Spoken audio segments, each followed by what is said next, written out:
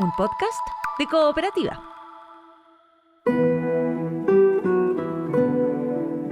Este es un podcast sobre historias que suceden delante y detrás de la pantalla, sobre las personas que hacen películas, las personas que las ven y las personas que las sueñan.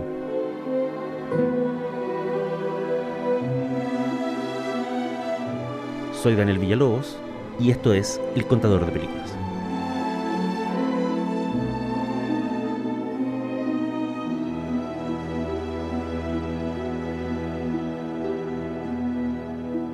Esto es El Contador de Películas y la historia de hoy se llama El futuro se fue hace rato. 25 años de inteligencia artificial. When's your birthday? Incluso en un medio tan cínico y dominado por el negocio como es el cine, la pregunta de la autoría del objeto ha existido desde los inicios. ¿Quiénes eran los autores de los primeros cortos mudos que se exhibieron en bares, carpas o bibliotecas? ¿El que manipulaba la cámara, ya que fue él quien registró las imágenes? ¿O el que editaba el corto final, ya que fue él quien decidió el orden de esas imágenes? Un cínico diría que el autor de un filme es quien lo financia, y en ese sentido hay una escuela de pensamiento que dice que la mente rectora de una película pertenece a quien pagó los cheques y luego se quedó con los negativos. El dueño de esa película es también su autor. Pero las cosas no son tan simples, y las historias a menudo tienen más de una versión. Los críticos franceses, en los años 50, desarrollaron la teoría del autor para defender a directores que todo el mundo consideraba mercenarios sin alma. Eso es importante. La teoría del autor no se inventó para defender a artistas como Orson Welles o Luis Buñuel. Nadie dudaba que esos hombres tenían un mundo y una estética personales y singulares. Y de hecho, Welles a menudo se quejaba de que buena parte de sus problemas para encontrar trabajo como director venían de su fama de artista único y singular. El problema con la teoría del autor es que centró el 99% del mérito en la persona que dirigía. Los otros miembros del equipo, sobre todo si eran mujeres, quedaban varios peldaños más abajo. Entonces, según la teoría del autor, Martin Scorsese era más importante para el resultado final de Taxi Driver que Bernard Herrmann, que hizo la majestuosa música, o que Paul Schrader, que escribió el guión. Y George Lucas era más importante para Star Wars que John Williams, y Coppola es más importante para Apocalipsis Ahora que Vittorio Storaro, que hizo la fotografía. Estas discusiones han hecho correr cataratas de tinta y varios gigas de contenido. Incluso hoy, cuando la cinefilia como la conocimos parece tan en retirada, los espectadores más jóvenes discuten con furia cuán relevante es la figura de James Gunn en el nuevo universo cinematográfico DC, o cuánta influencia tuvo, o va a tener, Robert Downey Jr. en la nueva etapa del universo Marvel.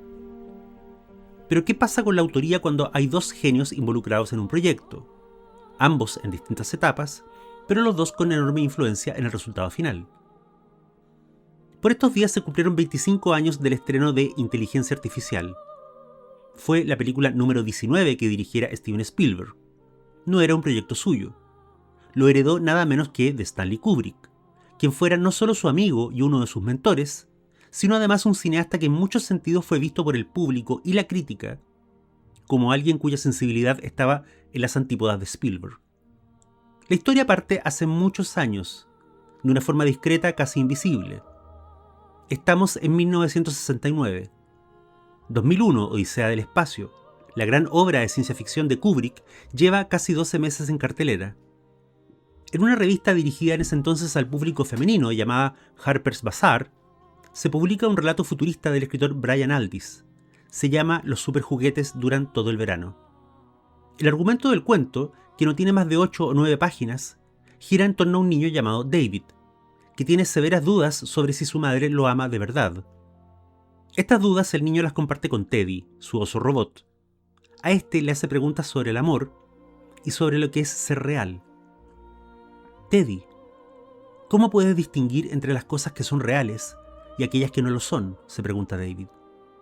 El oso le contesta: las cosas reales son buenas. En paralelo, nos enteramos de que todo esto sucede en un mundo futuro donde muy pocas personas tienen acceso a comida y refugio. El control de la natalidad es tan estricto que las parejas deben competir en una lotería para que las dejen concebir un hijo. Al final nos enteramos de lo obvio. David es un niño androide que cree ser humano. Las dudas que tiene respecto al amor de su madre son fundadas, ya que en verdad ella nunca ha dejado de verlo como una máquina. Y luego que llega la noticia de que los dueños de casa han ganado la lotería de natalidad, lo que queda implícito es que el futuro nacimiento de un niño real hará innecesario a David. Teddy, el oso robot que es obviamente una máquina, podrá permanecer en el hogar. El niño será enviado de vuelta a la fábrica, donde con seguridad será destruido. Ese es todo el argumento del cuento. Aldis lo publicó en 1969. Cobró el cheque, la revista pagaba entre 200 a 300 dólares por texto en esos años, y se puso a escribir otra cosa. Pero en 1981, el relato llegó a manos de Stanley Kubrick, que lo leyó e hizo que su agente reservara los derechos para una hipotética adaptación cinematográfica. A Kubrick el tema de la inteligencia artificial le había fascinado desde los años 60, incluso antes de inventar a HAL 9000. En el volumen Los archivos de Stanley Kubrick, la autora Alison Castle cuenta que ya a principios de los años 70 el director tenía una IBM en su casa en Inglaterra, la que usaba sobre todo para organizar su enorme archivo de datos y fichas de proyectos pendientes. En 1984 se convirtió en uno de los primeros cineastas en tener una computadora portátil. En 1986 fue el primer productor de cine en Gran Bretaña que utilizara tecnología digital en la edición de un filme, que en ese caso fue Nacido para matar. HAL 9000 pudo haber terminado asesinando a los tripulantes de la misión en 2001 Odisea del Espacio. Pero en la vida cotidiana, Kubrick tenía una visión mucho más optimista de lo que sería el futuro de la inteligencia artificial. No importa cuán brillante sea un ser humano, a la larga estamos dominados por nuestras emociones. Como recuerda Alison Castle en su texto, ese es uno de los grandes temas recurrentes en todo el cine de Kubrick. Y la pregunta de rigor era la siguiente: ¿podrían entonces las inteligencias artificiales sortear el escollo de las emociones y así tomar decisiones basadas solo en datos y en procesos intelectuales? ¿Serían entonces esas inteligencias mejores que nosotros, más capaces, más temperadas? ¿Podrían llegar a temas morales y éticos desde una visión más clara y menos subjetiva que la humana? Y si eso ocurría, ¿cuál sería el factor que permitiría distinguir la superioridad de lo humano sobre lo digital? ¿Acaso que los humanos somos reales y las máquinas son fabricadas? Pero entonces, ¿qué es ser real y qué es ser artificial? Estas preguntas le encantaban a Kubrick. Leía con obsesión artículos y libros sobre el tema. El cuento de Brian Aldiss le pareció un punto de partida magnífico para sacar adelante una obra de ciencia ficción al respecto. Contrató al escritor como guionista para que juntos adaptaran el relato a guión. Sin embargo, hubo un problema. En la primera reunión que tuvieron, el director le entregó a Aldiss una copia de Pinocho, el libro original de Carlo Collodi. El hada azul y el deseo del niño falso de ser un niño de verdad, le dijo, ese va a ser el corazón de nuestra historia. Aldiss no estaba de acuerdo. No entendía la conexión entre su relato, que era una fría y cruda mirada al futuro, versus la figura del hada azul, que le parecía un cliché bobo de cuento infantil decimonónico. No se entendieron y Aldiss fue despedido del proyecto. Después de varias vueltas y después de hacer una película de guerra en el medio, el director contactó en 1990 al escritor de ciencia ficción Ian Watson. El autor dejó el proyecto después de algunas versiones, pero también dejó un aporte que llegaría hasta el filme de Spielberg: la figura de Gigolo Joe, un androide de placer que terminaría encarnado por Jude Law. Kubrick tenía otro problema con el proyecto aparte de la rotación de guionistas. Su idea era que David, el niño artificial, fuera interpretado de veras por un robot. Los dinosaurios de Jurassic Park le fascinaron con su uso de la tecnología de los animatronics y contrató como consultores a muchos de los artistas y técnicos que trabajaron en esa película. Sin embargo, los resultados de las pruebas no lo convencieron. La tecnología aún estaba en un estadio demasiado primario para cumplir con las exigencias de un personaje complejo y protagónico, como el niño David. Kubrick entonces puso su atención en otro lado, específicamente en la adaptación de una novela de Louis Begley llamada Mentiras de guerra. Era la manera que había encontrado para acercarse a un tema que le llamaba la atención desde su juventud y que era el Holocausto. Mentiras de guerra es la historia de una mujer judía y su sobrino, ambos en la Polonia invadida por los nazis. Bajo las narices de los alemanes, el niño y la tía encuentran la manera de sobrevivir fingiendo que son ciudadanos católicos. La premisa del libro tocaba muchos de los intereses de Kubrick: la simulación, la programación de la voluntad, lo cotidiano cruzado con la barbarie, etcétera, etcétera. El único problema fue que uno de sus colegas más apreciados y más cercanos a su corazón le ganó el quien vive. Antes que pudiera echar a andar la preproducción de Mentiras de Guerra, Steven Spielberg anunció el rodaje de La lista de Schindler. Kubrick decidió recular y su proyecto del Holocausto quedó archivado. La idea del niño robot entonces fue reflotada. El director trabajó en un nuevo guión con la autora británica Sarah Maitland, pero la colaboración no fue buena. Entonces, Kubrick decidió seguir a solas.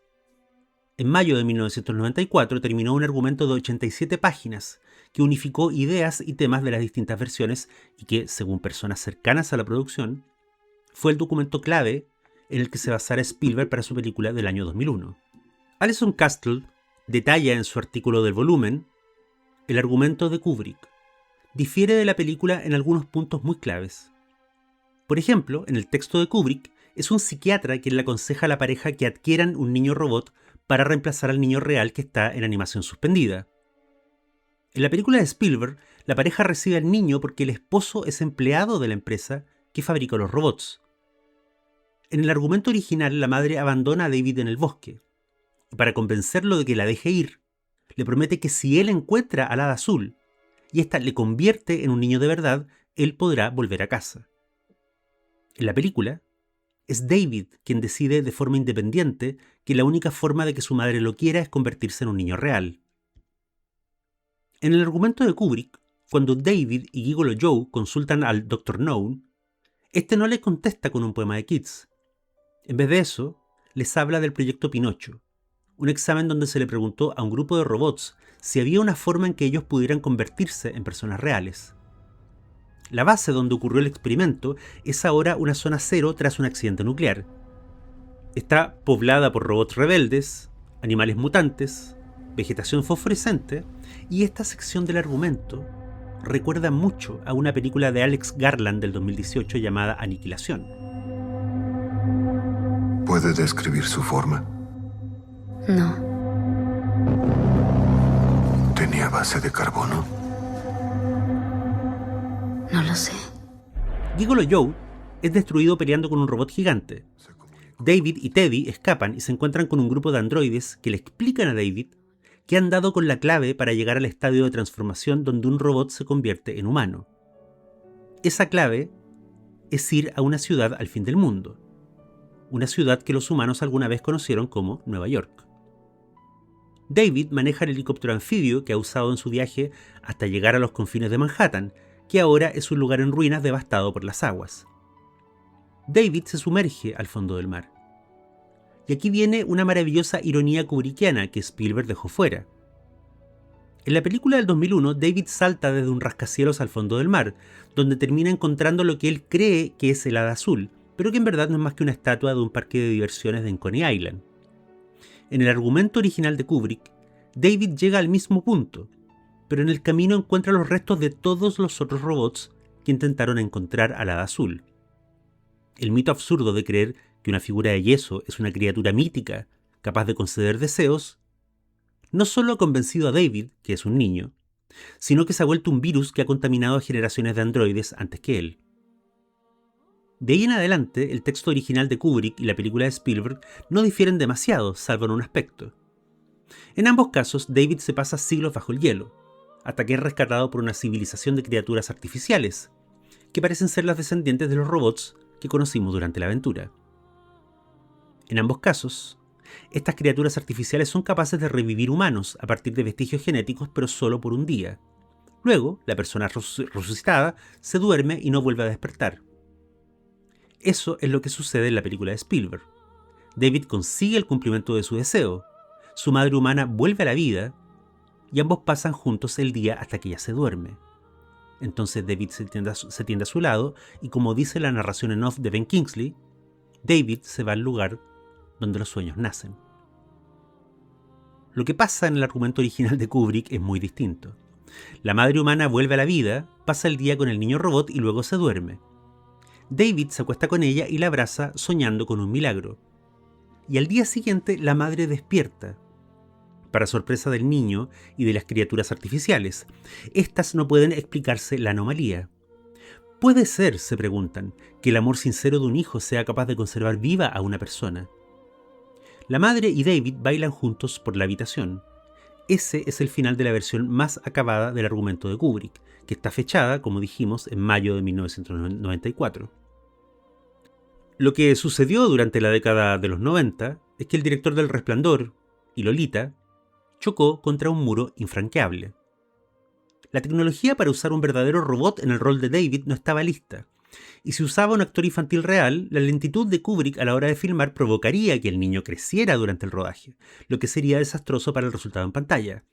David no podía crecer ya que era un robot.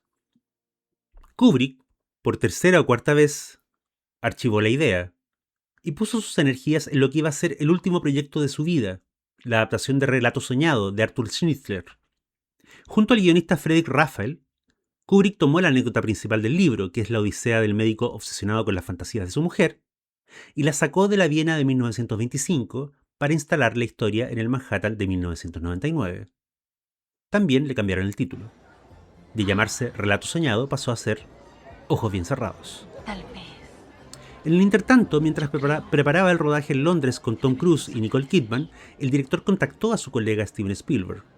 Le dijo de forma muy directa: este proyecto de inteligencia artificial que he desarrollado en verdad se ajusta más a tu personalidad y filmas mucho más rápido que yo, entonces no va a ser problema que uses un actor infantil. Ambos acordaron que Spielberg haría la dirección, Kubrick participaría como productor y los dos compartirían el crédito en el guión. En el camino, las negociaciones se empantanaron, el proyecto quedó parado y Kubrick se embarcó en la realización de la que sería su última película. Cuando murió el 7 de marzo de 1999, Ojos Bien Cerrados estaba terminada. Habían notas del estudio, había ajustes por hacer en el sonido y había un par de comentarios respecto a la secuencia de la orgía. Pero el filme estaba cerrado. Lo que había quedado inconcluso después de un proceso de 20 años era inteligencia artificial. Spielberg tomó el argumento de 87 páginas que le había legado Kubrick, junto con cientos de dibujos, esquemas y storyboards, y a partir de eso escribió un guión. El primero que escribía de su puño y letra desde encuentros cercanos del tercer tipo. Y aquí volvemos al tema de la autoría. La película Inteligencia Artificial es claramente una obra de Spielberg. Están sus temas, su estética, su manera de filmar, de lidiar con los actores. Está la mirada humana y cercana sobre el niño protagonista, aunque sea un robot. Pero también están los temas de Kubrick. El futuro deshumanizado, la tecnología que es usada para suplir necesidades básicas como el sexo o el lazo familiar, y sobre todo el punto donde la ambición empresarial empuja los límites de lo que debería o no considerarse humano. ¿Dónde se encuentran Spielberg y Kubrick? En un lugar que en la superficie le pertenecía más al segundo, pero que en verdad es un tema que le ha interesado a ambos directores desde el inicio de sus carreras. Ese tema, claro, es la posibilidad de condicionar el alma o la mente de una criatura. Si podemos educar una máquina para que excave una mina o encere nuestra casa, no está tan lejos la posibilidad de educarla para que nos ame por siempre. Y una vez dicho eso, una vez que se obtiene ese resultado y David, el niño de mentira, queda por siempre fijado al recuerdo de su madre, la pregunta de rigor es obvia. ¿Es tan distinto programar una máquina a programar un ser humano? Lo que hace Mónica, la madre humana en la película de Spielberg, ¿es tan diferente a lo que han hecho desde siempre los padres y madres con sus hijos? ¿No es la crianza una forma de programación? Durante años he sufrido por el maltrato psicológico de mis padres, sin embargo no puedo cortar con ellos. Necesito que alguna vez me quieran. Frases como esas se pueden encontrar en cientos de consultorios sentimentales y testimonios online a lo largo de toda la internet. El punto en el que Spielberg se vuelve menos sentimental y Kubrick menos frío, dos clichés absurdos que críticos mediocres han difundido sobre ambos cineastas, es el punto donde se entiende que Inteligencia Artificial no fue un accidente o un tributo obligado de un director hacia otro, sino el cruce donde los caminos de los dos cineastas se encontraron de forma inevitable. La idea de programar a un ser humano en contra de sus instintos más básicos está, por supuesto, en el condicionamiento de Alex el Drugo en La Naranja Mecánica, y es lo que le ocurre a Vincent D'Onofrio en Nacido para Matar, y a Jack Nicholson en El Resplandor. Pero ojo, esa idea también está en la forma en que los aliens condicionan a Richard Dreyfuss en Encuentros cercanos del tercer tipo, y lo que le hace la guerra a la psiquis del niño en El Imperio del Sol. Y sin duda, pequeño spoiler acá para la última película de Spielberg, la idea también aparece muy prístina en la programación que sufre Emily Blunt en El Día de la Revelación. Objetos creados en laboratorio que se salen de control. HAL 9000 salta a la memoria de inmediato, pero ¿acaso son tan distintos los dinosaurios de probeta que desatan el caos en Jurassic Park? El mundo de Kubrick, como dijera con lucidez el académico Robert Kolker, es un entramado de sociedades secretas donde hombres urden planes sin saber que esos complots los van a llevar a su propia destrucción. En el mundo de Spielberg, en apariencia, la realidad es más luminosa. La historia suele ser vista a través de los ojos de un niño o de una persona adulta que añora volver a ser inocente como un niño. Pero por debajo de esa mirada están los complots y las traiciones del mundo de los hombres. No es casual que dos grandes instituciones occidentales, la policía y el ejército, sean siempre vistas con enorme desconfianza en sus películas. Y antes que alguien diga, ¿pero cómo entonces hizo Salvando Soldado Ryan?, voy a aclarar este punto de inmediato. Más allá del heroísmo de esos protagonistas y más allá de que vistan uniforme en su aventura, la película deja muy en claro no solo la crueldad, sino también la burocracia y el cretinismo del mando militar. En ese lejano año 2001, las reacciones a inteligencia artificial fueron diversas. La mayoría de las críticas la atacaron porque esperaban una nueva versión de T, y la nueva película les pareció demasiado fría, demasiado cerebral, quizás demasiado cínica. Otro bando declaró que Spielberg había, entre comillas, arruinado el proyecto legado por Kubrick y que todos los elementos melodramáticos de la historia los había puesto él a la fuerza. Y hubo un bando que simplemente se preguntó si esto era una aventura, si era una fábula, una historia de aprendizaje o un relato de ciencia ficción. Y como la película era todo eso y más, la rechazaron. Inteligencia Artificial, es bueno recordar esto, se estrenó 3 años después de la edición de Las Partículas Elementales de Michel Houellebecq, una novela que imaginaba una historia actual, contada desde la mirada de unos cyborgs en el futuro. Y salió al mercado un año después de Kid A, el disco de Radiohead cuyo título, entre otras cosas, aludía a la figura del primer niño clonado, el chico A, David. Como dice William Hurt en la película, tú eres el primero de tu tipo. Inteligencia Artificial no fue un fracaso en taquilla, pero no estuvo ni de lejos a la altura de las expectativas del estudio. A Spielberg eso no le importó. Semanas después del estreno, le dijo a uno de sus colaboradores: hicimos una buena película. Eso le habría gustado a Stanley, nada más. En el 2026 actual, donde el director de OpenAI, Sam Altman, declara que su objetivo es un futuro donde el conocimiento sea un servicio, como el gas o el agua corriente, la película de Spielberg suena muy actual. De hecho, esa figura secundaria, el Dr. No, esa franquicia con aspecto de Dr. Chapatín y con la voz de Robin Williams, declara en la película que él es, comillas, comida rápida para la mente, y que te puede dar información resumida sobre cualquier tema. Starving minds, welcome to Dr. No. En el 2001, en la época del estreno, la gente dijo, esta es la versión de Spielberg de lo que es Google. Pero no. Hoy sabemos que Dr. No estaba anunciando a décadas de distancia la aparición de ChatGPT, y la imagen de comida rápida para la mente es la descripción perfecta de la forma en que los chatbots se comunican con nosotros. Softwares que pretenden ser amables y obsequiosos, pero que en el fondo no están ahí para educar o iluminar, sino para gestionar migajas de información a cambio de un pago, un like o una suscripción. De nuevo, máquinas que imitan conductas humanas y que pueden hacerlo porque esas conductas, como tantas otras cosas, pueden ser programadas ya sea en un teléfono o en una persona. En su famoso ensayo sobre Nathaniel Hawthorne, Jorge Luis Borges menciona un apunte que el escritor estadounidense dejó anotado, pero que nunca desarrolló en un cuento. La idea es así. Comillas, un hombre de fuerte voluntad ordena a otro, moralmente sujeto a él, que ejecute un acto. El que ordena muere y el otro, hasta el fin de sus días, sigue ejecutando aquel acto. Cierre comillas. David sigue amando a su madre 2000 años después de la muerte de ella. Lo hace porque así fue programado. Esa programación incluso lo lleva a pedirle a las criaturas que lo rescatan un único deseo: que traigan de vuelta a la mujer, aunque sea una parodia de vida, aunque sea una mentira que se apagará al caer la noche. David sigue ejecutando el acto del amor cuando ya no queda nadie que sea testigo. Por eso, el final de la película es tan sobrecogedor. Lo que hace David por su madre muerta hace milenios nos puede emocionar, porque vemos en ello un amor indómito que sobrevive al tiempo y que cruza la barrera entre humanos y máquinas. O nos puede horrorizar, porque entendemos que si una máquina puede seguir su programación hasta el final de sus días, entonces todos hemos sido programados, y ninguno de nuestros afectos o disgustos fue una elección.